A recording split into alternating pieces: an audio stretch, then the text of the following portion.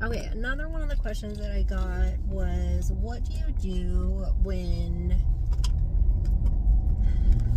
like, you have verbally stated no?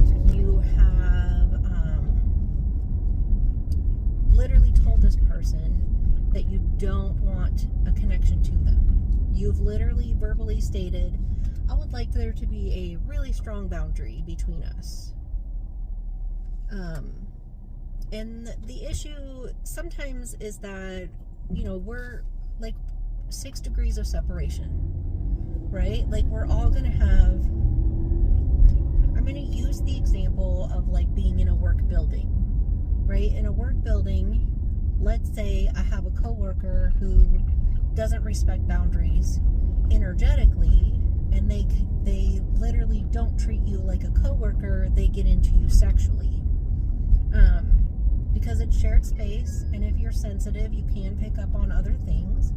And instead of being like, hey, I think you're kind of open right now, because you can go up to that person, and I think, like, especially where I work, I don't know about everybody's job and everybody's comfort level, but in the building that I'm in, you can be like, hey, I kind of picked up on some sexual stuff with you, and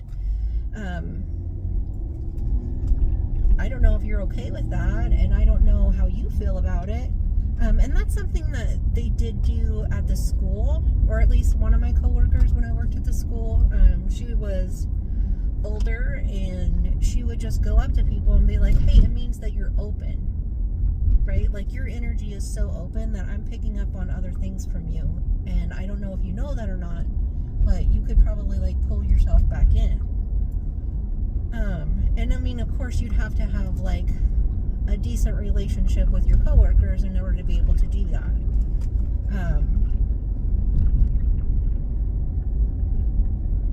But sometimes people don't do that stuff. Sometimes they enjoy it instead of telling you. So you have to be aware of it yourself. There's like a level of mutual respect